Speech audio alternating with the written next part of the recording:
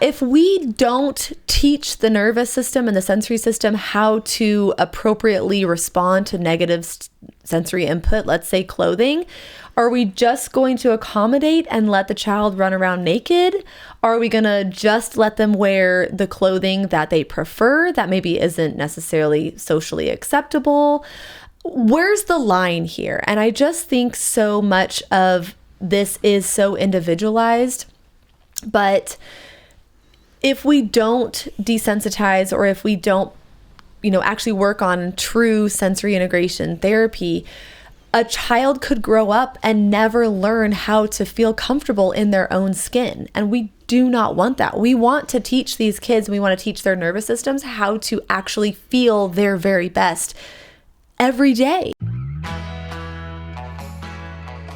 I'm Rachel. And I'm Jessica, and this is All Things Sensory by Harkla. We are both certified occupational therapy assistants, and together with Harkla, we are on a mission to empower parents, therapists, and educators to help raise confident and strong children of all abilities. On this podcast, we chat about all things sensory, diving into special needs, occupational therapy, parenting, self-care, overall health and wellness, and so much more. We are here to provide raw, honest, and fun strategies, ideas, and information for parents, therapists, and educators, as well as other professionals to implement into daily life. Thank you so much for joining us. Hey there, welcome back to All Things Sensory by Harkla.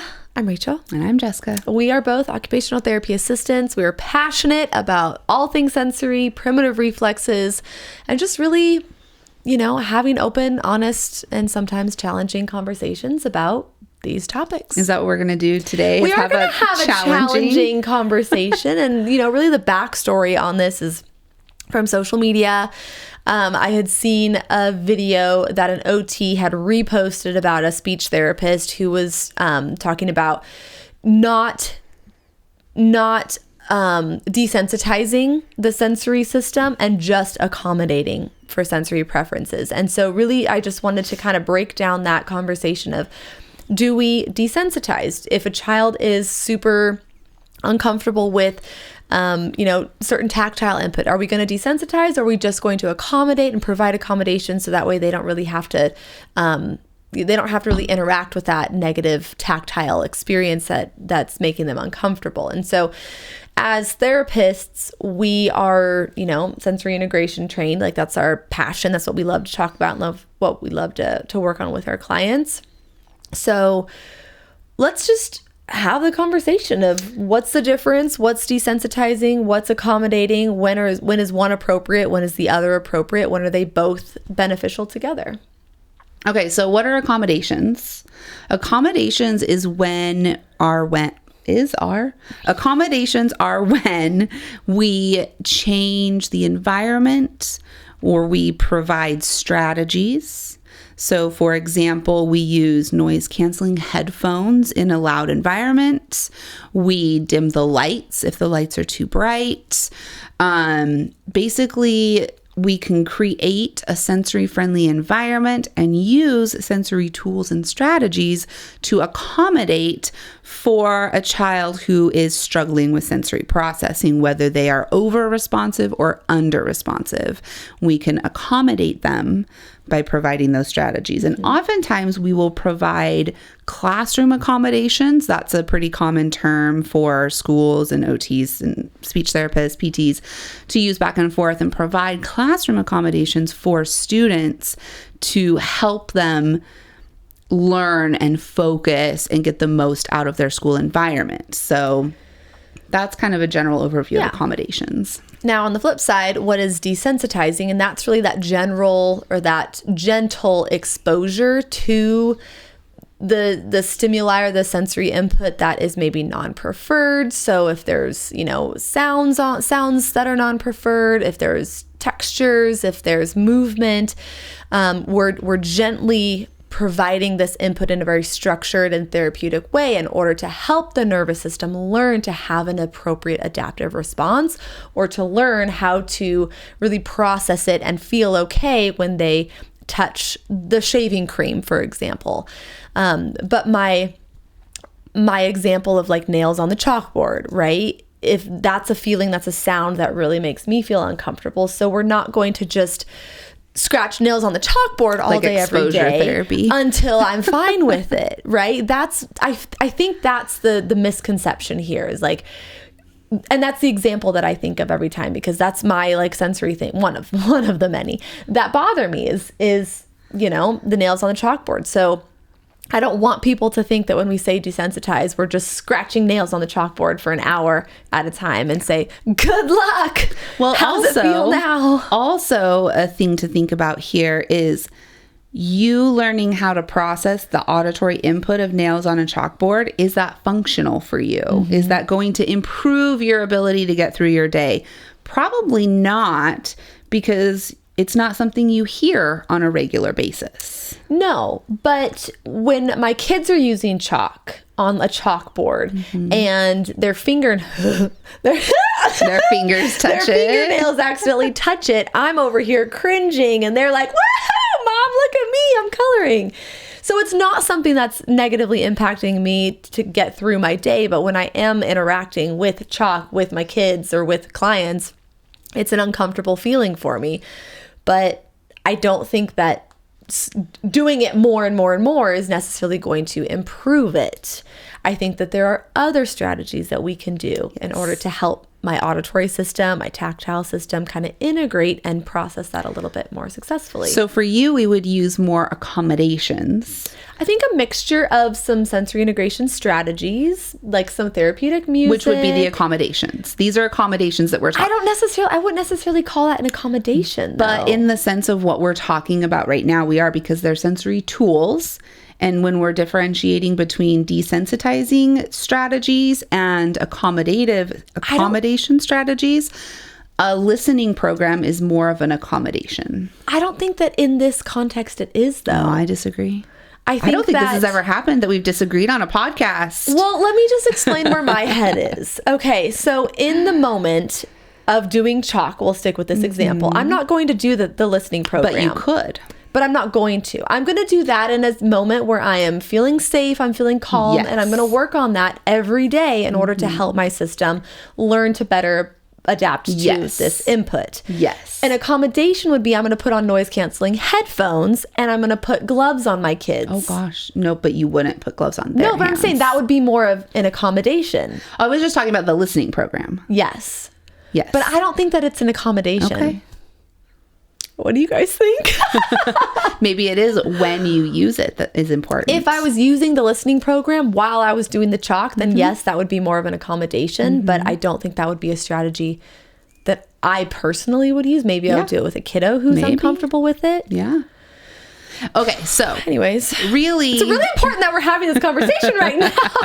Well, and here's another good example of why, it is so individualized to each person, to each child, which route we take and how we take it and when we take it, that, do we use accommodations or do we desensitize? It's not a cut and dry answer for anyone. No, not at all. So, okay, so now that we know what the accommodations are, what desensitizing is, let's kind of talk about the benefits of both and why accommodations are helpful in certain situations and why as therapists we are taught strategies to help a child desensitize. Maybe desensitize is just a negative word. Well, what would we use instead? Desensitize was the word that was used in the videos that I'm referring to, but it's almost like sensory integration therapy. It's not necessarily desensitizing. It's this, we're using sensory integration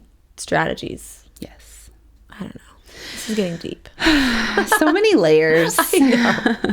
Okay, so accommodations can be used as tools to help the child participate successfully, to accommodate them in situations that are really challenging. And like I mentioned before, we often provide classroom accommodations for specific students, alternative seating options, seating placement closer to the teacher, away from the windows, the ability to take sensory breaks, those types of accommodations.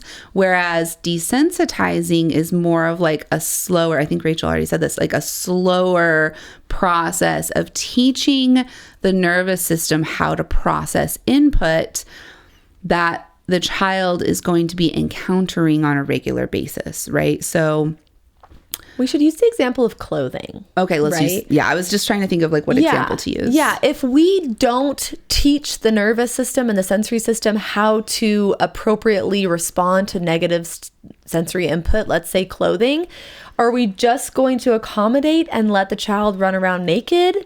Are we going to just let them wear the clothing that they prefer that maybe isn't necessarily socially acceptable? Where's the line here? And I just think so much of this is so individualized. But if we don't desensitize, or if we don't, actually work on true sensory integration therapy, a child could grow up and never learn how to feel comfortable in their own skin. And we do not want that. We want to teach these kids, we want to teach their nervous systems how to actually feel their very best every day. Think about how uncomfortable you would be if you were, every time you put clothes on, you were itching and scratching and moving, and every time you wore clothes, you were extremely uncomfortable. Every time you got home from work, you just stripped your clothes off and you just walked around your house naked. So that's fine if you do that, but that's not always appropriate. We don't want our kids to be uncomfortable for the rest of their lives. So that's why, as therapists, we want to help desensitize, and we want to provide accommodations in order to help them feel comfortable and to help them get through their day as easily as possible and as happily as possible. Yeah, really the goal is to just make sure that these kids are able to do the things they want to do without being afraid, without being uncomfortable, without experiencing sensory overload every single time. So another example would be going to the pool. So if your child loves going to the pool, but it's visually and auditorily overstimulating, you're going to kind of probably use a combination of accommodations and desensitization strategies. So maybe some accommodations would be earplugs, sunglasses, goggles, going to the pool during the least busy time of day. Going to an outdoor pool only, maybe, where it's not as echoey and loud. Yep.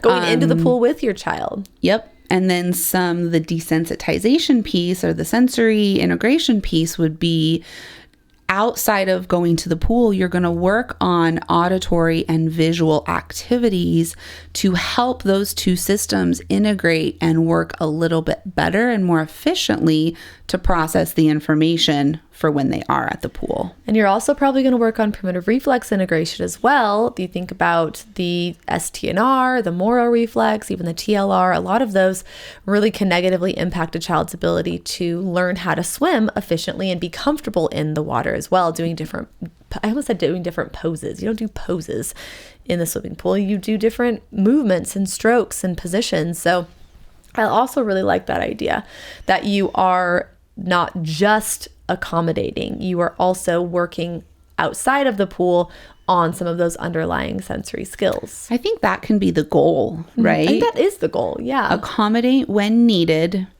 understand what sensory overload looks like, understand what tools your child can use to decrease the sensory overload so that they can do the things that they want to do and they can try new things without being completely overwhelmed. Use those tools and strategies, those accommodations in the moment, but then also make sure that you are either you yourself as a parent taking some training on sensory integration, working with a trained therapist.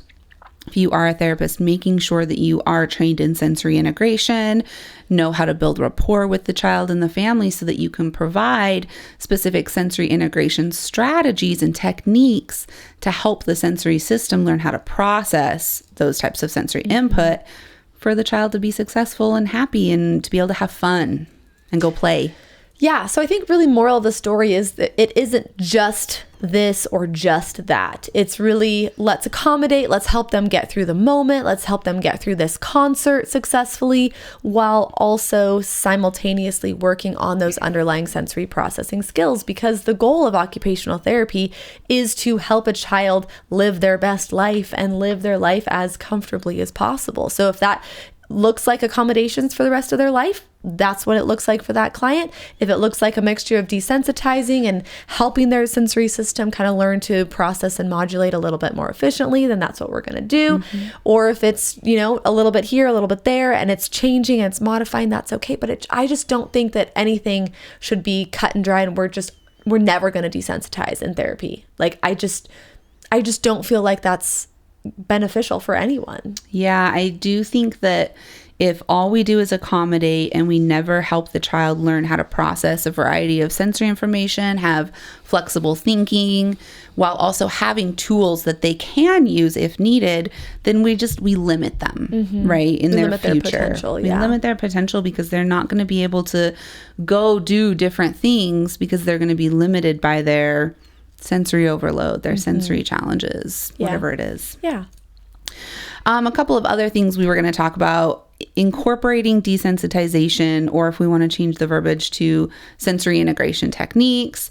The first thing you're going to do is to just start small, and you're going to build trust. So if you're a therapist working with clients and, you're working on them being able to tolerate different textures, or we get a lot of kids who struggle with vestibular processing and they are nervous when their feet leave the ground. I was just working with a client the other day who, I brought the client over to the compression swing and was helping the child get into the swing, and the child became very nervous and didn't want to sit in the swing. Like, the child's feet were still on the ground. They were sitting halfway in the swing and they were just like holding onto my arms for dear life, right?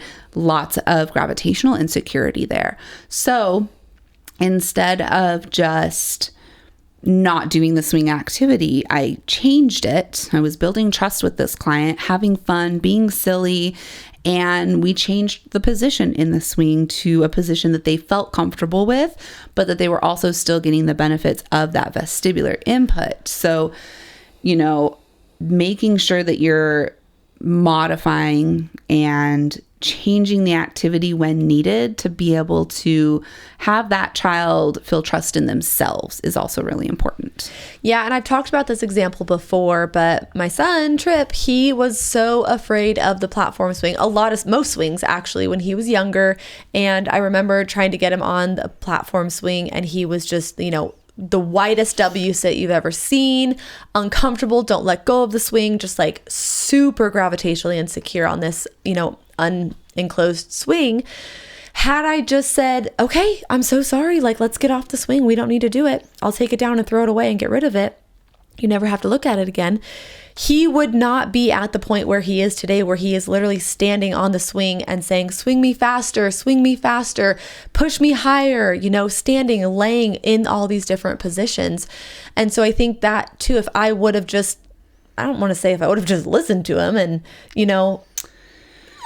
recognized that he was uncomfortable and just not continued with it, he would have never learned that it's actually really fun and his body can learn to have an appropriate adaptive response and enjoy it, because vestibular input it can be very enjoyable, and we want to give kids the opportunity to be able to move their body and, feel comfortable when they're moving their body too. So there's just a little success story for you. Yeah, it's really about finding that just right challenge. Yes. Which we do have a podcast episode on the just right challenge. So that would be a good one to listen to as well.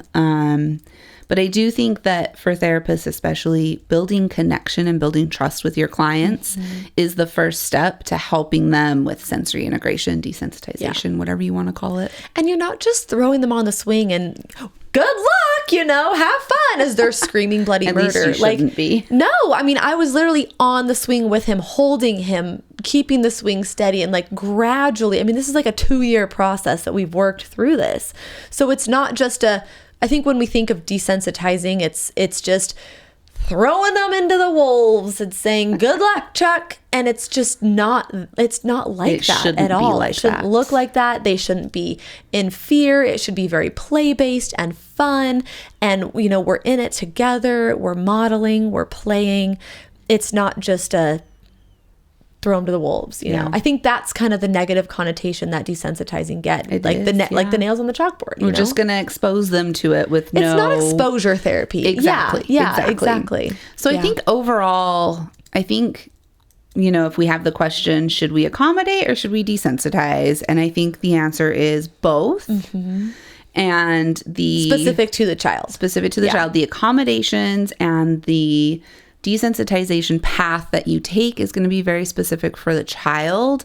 I think accommodations should be based on their specific challenges and situation. If they're in the classroom, struggling in the classroom, let's make sure we're providing accommodations. If they are going out in public and really struggling with social situations, loud and noisy environments, let's provide accommodations for those moments. Mm-hmm. And then let's also make sure we're addressing those underlying pieces that are causing those challenges through sensory integration strategies and techniques in a very play-based, connection-based way. Mm-hmm. Yeah. And if you are a parent listening or watching and you have a therapist working with your child who is doing, you know, just desensitizing strategies or just accommodation strategies, and you're not feeling like it's a good fit, make sure you bring up those concerns and you say, you know what? I listened to this podcast. This is what they said. No, I'm totally kidding, but sort of. But I would definitely make sure that you voice those concerns. Like if your child is screaming and miserable and uncomfortable at therapy and the therapist is cold and they're, you know, very just, I don't know, not playful, that should be a red flag. Like therapy is playful, it's fun, and your child should eventually enjoy coming. And if they don't, then don't be afraid to find a new therapist. They work for you. So you can hire whoever you want. If for the most part, unfortunately, wait lists are very long. Yeah. But yeah, once you find a good therapist, you'll know. Yeah. You'll know. We do have I think we have a YouTube video on that too. Or a podcast. On what? Just like how to know if the OT is right for you. Like we finding a do good have fit. a YouTube video on that. Yeah. You're right. Yeah. Yes. Okay, well, anyways, thanks for being here. If you have questions, if you want to leave a review, that'd be great. Make sure you just let us know. Let us know your thoughts on this. This is an interesting topic. As you could see, I mean, we even disagreed on some things. Which has never happened on the podcast. No. I don't think we've ever disagreed like that on the podcast. I don't think so. I was very firm in my decision, though. Me too. Great. Okay, thanks. Bye. Thank you so much for listening to All Things Sensory by Harkla. If you want more information on anything mentioned in the show, head over to harkla.co/podcast to get the show notes. If you have any follow-up questions, the best place to ask those is in the comments on the show notes or message us on our Instagram account, which is at harkla_family or at All Things Sensory Podcast. If you just search Harkla, you'll find us there. Like we mentioned before, our podcast listeners get 10% off their first order at Harkla. Whether it's for one of our digital courses or one of our sensory swings, the discount code SENSORY will get you 10% off. That's SENSORY. Head to harkla.co/sensory to use that discount code right now. We are so excited to work together to help create confident kids all over the world. While we make every effort to share correct information, we're still learning. We will double check all of our facts, but realize that medicine is a constantly changing science and art. One doctor or therapist may have a different way of doing things from another. We are simply presenting our views and opinions on how to address common sensory challenges, health-related difficulties, and what we have found to be beneficial that will be as evidence-based as possible. By listening to this podcast, you agree not to use this podcast as medical advice to treat any medical condition in either yourself or your child. Consult your child's pediatrician or therapist for any medical issues that he or she may be having. This entire disclaimer also applies to any guests or contributors to the podcast. Thanks so much for listening.